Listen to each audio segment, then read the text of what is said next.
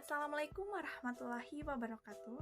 Perkenalkan, nama saya Mega Oktaviani dari Prodi Farmasi dengan NIM 3118022 dari kelas 4A.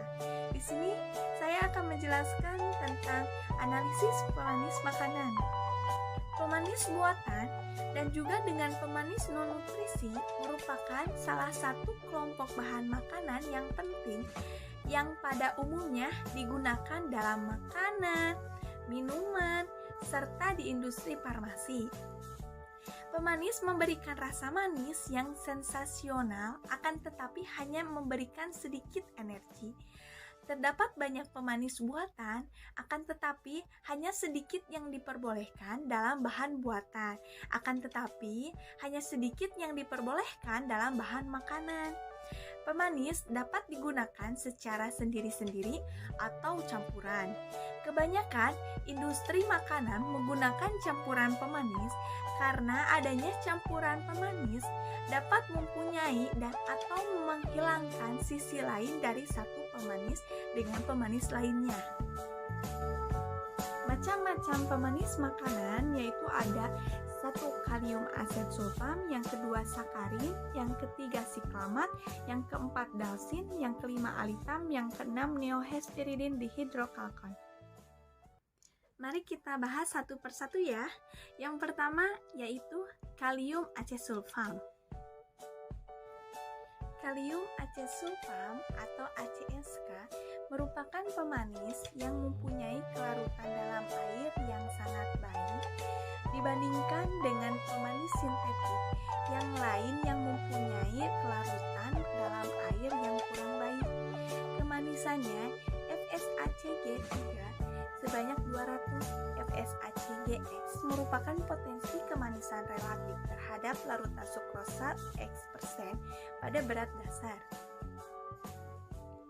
Dalam makanan dan minuman, kalium acesulfam telah dianalisis dengan beberapa metode analisis seperti kromatografi penukar ion serta kromatografi cair kinerja tinggi menggunakan kolom fase terbalik. Yang pertama yaitu kromatografi penukar ion. Acesulfam ditentukan kadarnya dalam berbagai bahan makanan dengan kromatografi pasangan anion yang dihubungkan dengan detektor konduktivitas. Pemisahan dicapai dengan kolom pemisahan anion dionek AS5 dengan larutan natrium karbonat sebagai fase gerak. Yang kedua yaitu kromatografi cair kinerja tinggi. Pada prinsipnya, sampel diekstraksi atau diencerkan dengan air. Jika diperlukan, larutan sampel dengan pemanis yang intens dimurnikan pada kolom ekstraksi fase padat atau SPE atau dengan reagen Cairns. Pemanis dalam larutan sampel uji dipisahkan di kolom fase terbalik dan ditentukan secara spektrofotometri pada panjang gelombang 220 nanometer. Yang kedua yaitu sakarin. Sakarin atau ortobenzoat sulfanida atau C6H4COSO2 pada nilai konsumsi harian yang diperbolehkan oleh FAO adalah antara 0 dan 5 mg per kilogram berat badan tiap hari. Kemanisan sakarin FSACG 10 sebanyak 450 dan tersedia dalam 3 bentuk yaitu sakarin asam, natrium sakarin, dan kalium sakarin. Sakarin mempunyai kelarutan dan stabilitas yang tinggi. Dalam makanan dan minuman, sakarin telah dianalisis dengan beberapa metode analisis seperti potensiometri, spektrofotometri, dan berbagai teknik kromatografi. Yang pertama yaitu potensiometri.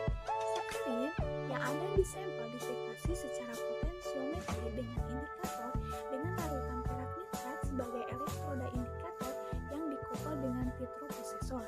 Yang kedua yaitu kromatografi lapis tipis. Kandungan sakarin dalam minuman ringan dapat diukur dengan menggunakan KLT dan spektrofotometri UV. Pemanis ini dideteksi pada kromatogram dengan mengamati 3 penyemprot warna yang mempunyai sensitivitas antara 0,01 sampai 0,2 mg pemanis. Berbagai bahan makanan yang mengandung pemanis dengan level 10 sampai 100 ppm dapat dianalisis dengan cara ini. Yang ketiga yaitu kromatografi gas.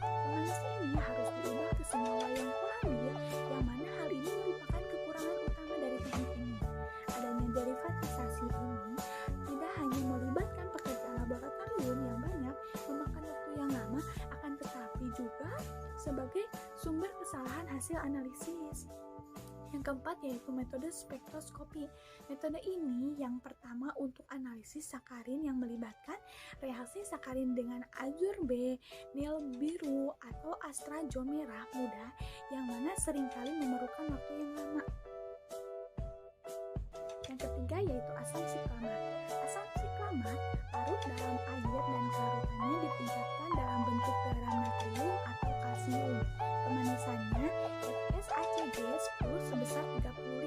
Pemanis ini stabil pada kisaran pH dan suhu yang luas dan telah diperbolehkan untuk digunakan di beberapa negara.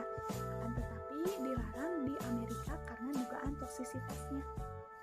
Di mana untuk analisis siklamat telah dikembangkan, pemanis ini dapat ditentukan kadarnya dalam minuman ringan dengan mendeteksi sikloheksen yang dihasilkan selama derivatisasi sebelum kolom dengan asam nitrat. Kemudian adanya elektroforesis kapiler, di mana deteksi dengan UV secara tidak langsung di 254 nanometer diukur untuk analisis siklamat. Yang keempat yaitu dulsin. Pemanis ini mempunyai tingkat kemanisan FSACG 5 sebanyak 109. Dulsin ini diduga menyebabkan toksisitas sehingga tidak digunakan secara luas. Dulsin terhidrolisis menjadi aminofenol yang dapat disebabkan efek samping dalam penggunaan jangka panjang.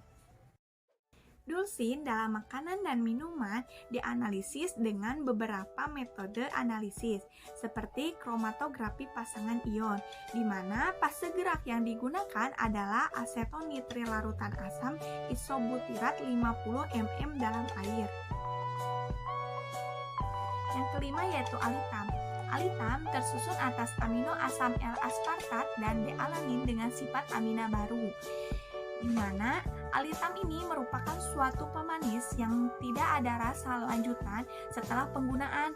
Tingkat kemanisannya FSACG 10 sebanyak 2000. Dalam makanan dan minuman, alitam dianalisis dengan beberapa metode analisis seperti KCKT. KCKT menggunakan kolom parsial ODSC 18 dan fase gerak campuran metanol dapar fosfat 0,025 m pH 5,3 dengan kecepatan alir 1 mili per menit dan detektor UV pada 214 nanometer yang dapat digunakan untuk penentuan kualitatif alitam yang terdapat dengan campuran kalium asesulfam dan aspartam dalam sirup, jus jeruk, susu, maupun kue kaleng. Yang keenam yaitu neohesperidin dihidrokalkon. Ini merupakan agen pemanis sintetik buatan yang disiapkan dari neohesperidin atau narigin dan 2 flavonol yang diekstraksi dari biji jeruk. Dengan kemanisannya FSACG 10 sebesar 667. Neohesperidin dihidrokalkon pada makanan dan minuman dapat dianalisis dengan metode elektrofolisis kapiler. NHDK merupakan komponen minor dalam campuran pemanis. Sekian dari saya, mohon maaf apabila ada kesalahan kata. Wabillahi taufiq wal hidayah. Wassalamualaikum warahmatullahi wabarakatuh. Bye-bye.